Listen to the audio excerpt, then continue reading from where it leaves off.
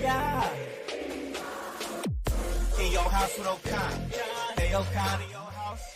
Hollywood in your house. Hypocrisy's head in the clouds. Curating all kind of loud. Wrestling in front of the crowds. Paragon's holding it down. Anybody can get it. Come to us for your news and opinions. We got a voice. There is no choice. Wisdom voice in your house making wrestling noise. Moving fast, it's like cruiserweight action. Your house is the perfect distraction. Pop a seat your ears when you in traction. Get this work with some wrestling action. Smoke.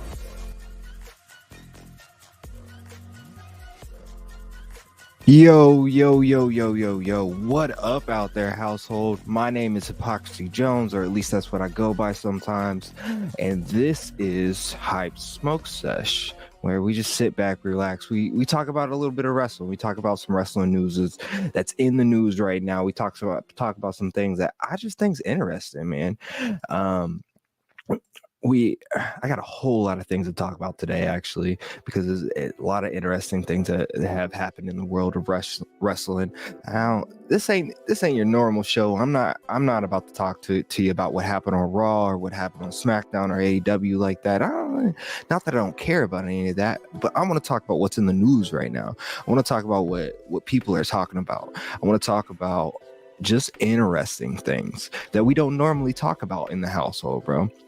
So with that being said, I'm going to start off. I want to talk a little GCW Bloodsport, man.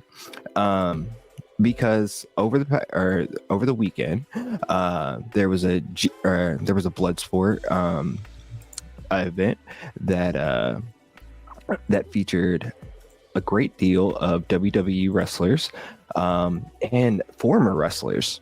So what we have here is Josh Barnett's Bloodsport. Was that 11? I'm not really good with Roman numerals, but if you are, let me know. And in this, Julius Creed wrestled for Bloodsport, and he defeated Matt Mikowski by a technical knockout. We also saw Brutus Creed defeat Dirty Tom Lawler.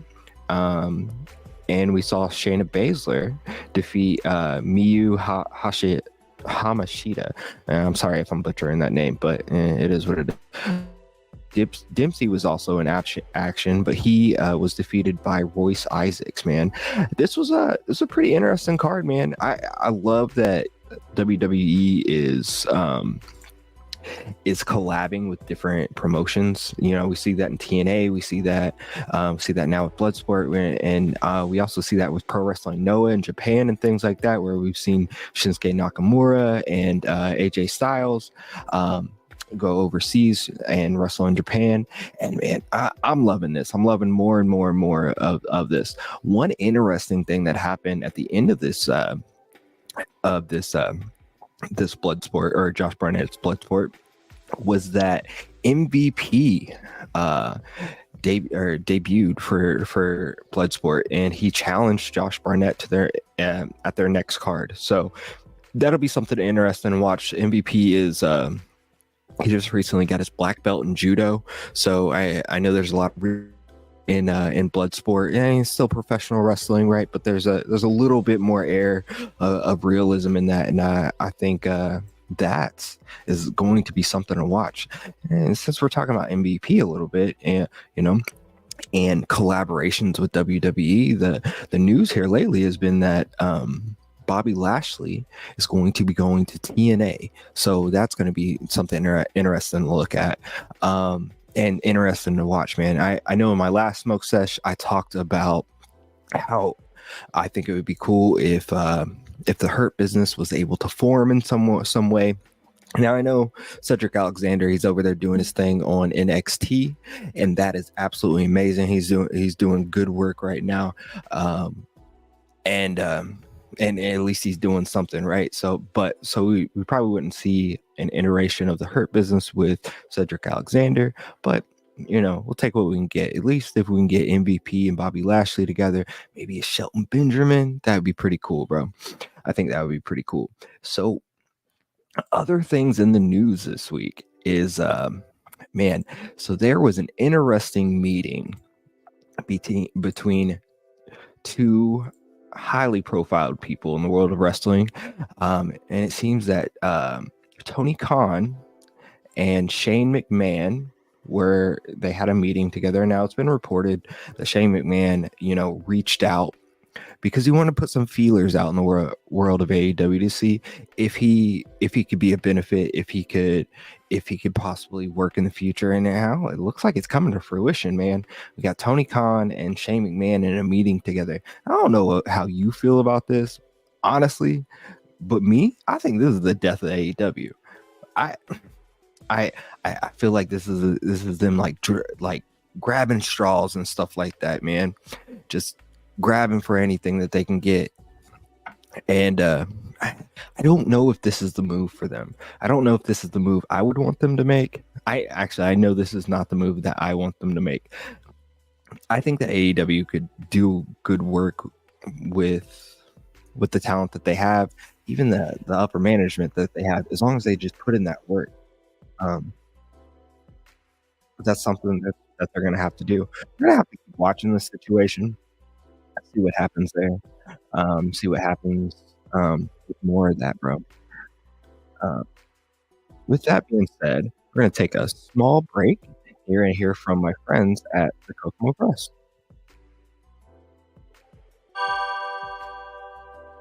Do you like comedy? Have you ever done it? Have you ever thought about going up on stage and telling some of those jokes that your family and friends just love to hear? Well, now you have the opportunity. Every Thursday night, starting February 15th at Cooper's Pub, we are doing an open mic. The Kokomo Press is doing an open mic at Cooper's Pub in the downstairs comedy den. It's going to be awesome. It's going to start at 8 p.m. on Thursdays, February 15th. And we're going to be doing open mic with 10 to 15 spots for each comedian at 5 minutes a spot. Do not hesitate to sign up. Sign-ups will be at 7:30 physically down there in the bar. Or if you want to, you can sign up early. All you have to do is message our page at the Kokomo Press. It's going to be a great time. We're going to have drinks and we're going to have food specials. And it's all a part of Cooper's Pub. You just go straight in, and instead of making a right, you make a left, you go downstairs, you make a left, and you're right down there in the comedy den. Myself and Brian Allen West are excited to see you, and we'll also have friends that you may know, like Jordan Bell, aka Hypocrisy Jones, Sean Dalrymple, a local comedian we love, and even Courtney Richardson. You're going to see us all out there. We're going to be having a blast. And again, it starts February 15th, but after that, it's every Thursday at 8 p.m. in the comedy den downstairs at Cooper's Pub. Hope to see you there. Hey there, that was my homie Jordan from the Kokomo Press. He's a good homie, man. Talking about the Kokomo Press open mic night every Thursday night at Cooper's Pub in Kokomo, Indiana. So if you're in the Midwest, in the Central Indiana area, come through to Cooper's Pub, man. Come try to make some people laugh. Come to laugh yourself, man. Come to have some good beer. Come to have some good food, whatever, yo. But anyways, yo, this is a Smoke Sesh. I can't keep the Smoke Sesh going unless I'm smoking, right? That wouldn't make any sense. So today I have a Proxima OG Dragonfly pre-roll. So I don't know. Whatever your method is, keep going, yo. Do your thing. But last half of this Smoke Sesh, man, I want to talk a little bit about MJF. MJF was just recently in the news for doing MJF things, man. Apparently caught some heat for flipping off a 7-year-old and calling him a terrorist, which I think that's a pretty MJF move, man.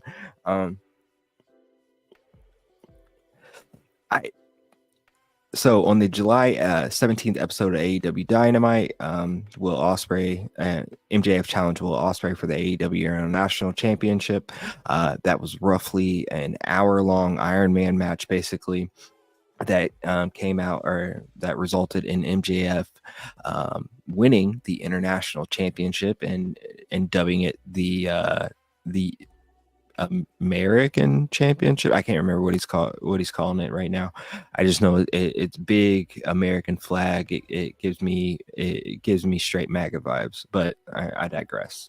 I don't think it's full that, but anyways, during that match, he apparently flipped off a 7-year-old. It says it said during interview, it says MJF continued by noting that he did not feel the strikes and he flipped the young fan off because he was standing up to a bully. He then recapped scoring the win against Osprey. MJF is quoted as saying, "Now I didn't feel any strikes because I'm jacked. I have the chest size of a Dodge Ram truck." So she stops. She puts the gun away. It's at that point, even though I knew she had the gun on her, I wasn't fearing for my life at this point. You got to stand up to bullies, no matter what the situation is.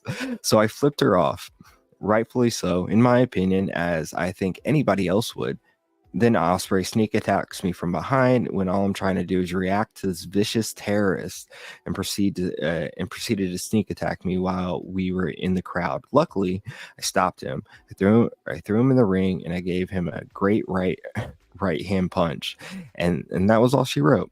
You know, MJF's doing MJF things. I love that, but what I really want to talk about is MJF falling off, man? It's like I don't feel very. I'm not feeling very MJF-y from MJF here lately.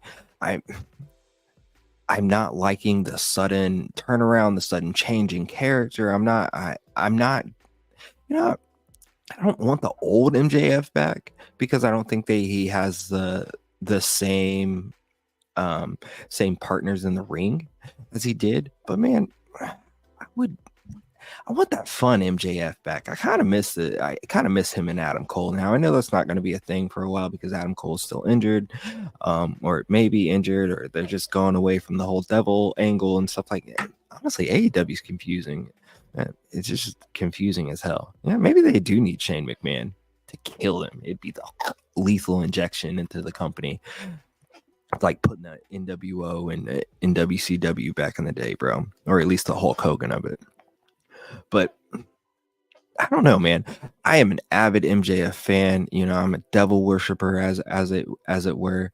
But I'm not feeling this. I hope this goes somewhere. I really hope this goes somewhere else. Now I know like we're in this weird spot where we probably don't want MJF to touch Swerve or whoever the champion is right now, whether it be Daniel Bryanson after their next pay-per-view, or whether it still be Swerve Strickland.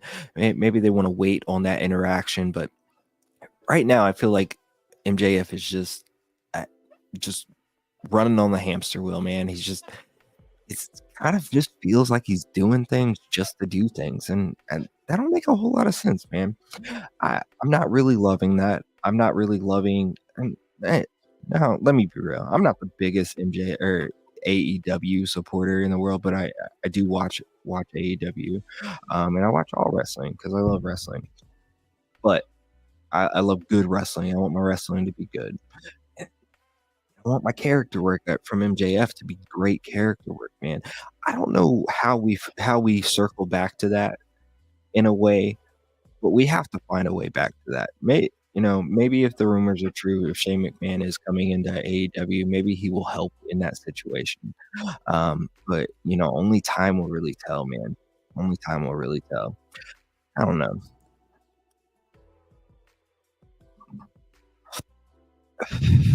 We shall find out. We shall find out. Yo, but anyways, my name is Hypocrisy Jones. This has been the Smoke Session. I don't want to keep you for a long time. I just want to keep you for enough time to maybe hit that blunt, smoke that joint, talk a little bit of wrestling. So this has been Hype Smoke Session. Be sure to stay tuned to the In Your House network of podcasts, whether it be on Mondays with Window Lickers, with the Voice and Groonmeister, whether it be on Wednesdays with the Raw Deal with Annie O'Neill and my boy Hollywood House, bro, or Fridays on the SmackDown Review Show with Groonmeister, or right here during the Smoke Sesh, bro. Make sure to stay tuned to In Your House because we're moving, man. We are now officially a top 100 podcast in the United States of America according to Apple Podcasts, which is great. It shows all that work we've been doing, putting in that work, and hopefully that keeps paying off, bro. So if you would please give us a 5-star rating, if you would, if you feel so inclined to. Give us a review, yo. But keep on checking out the content that In Your House is bringing to you, because man, we're trying to bring you all of the content, all of it, literally all of it. So the next time you'll see me is Sunday for the In Your House party, as we review SummerSlam and everything that happened at SummerSlam, all the fallout from SummerSlam, all the crying and everything everybody's gonna be doing, because Liv is gonna stand victorious over that evil person Rhea Ripley. All of that, man. We're gonna be talking about all of it.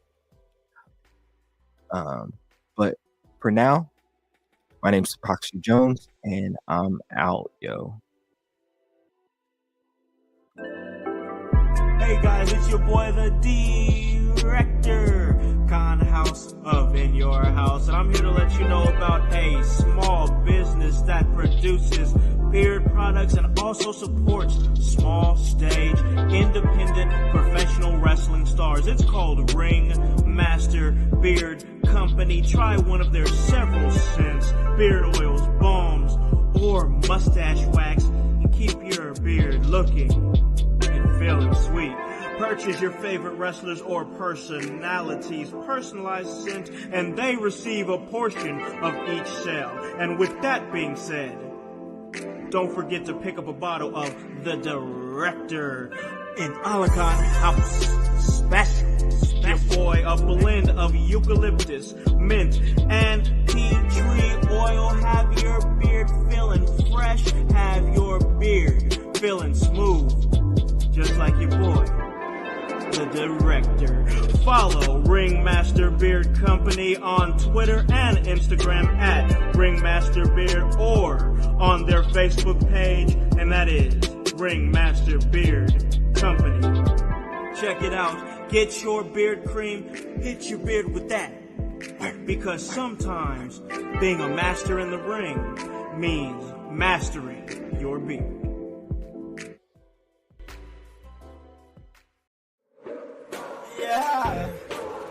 Yeah. In your house with O'Con. Hey, O'Con in your house. Hollywood in your house. Hypocrisy's head in the clouds. Curating all kind of loud. Wrestling in front of the crowds. Paragon's holding it down. Anybody can get it. Come to us for your news and opinions. We got a voice. There is no choice. Wisdom voice. In your house making wrestling noise. Moving fast, it's like cruiserweight action. In your house is the perfect distraction. Papa see your ears when you in traction. Get this work with some wrestling action. Slow.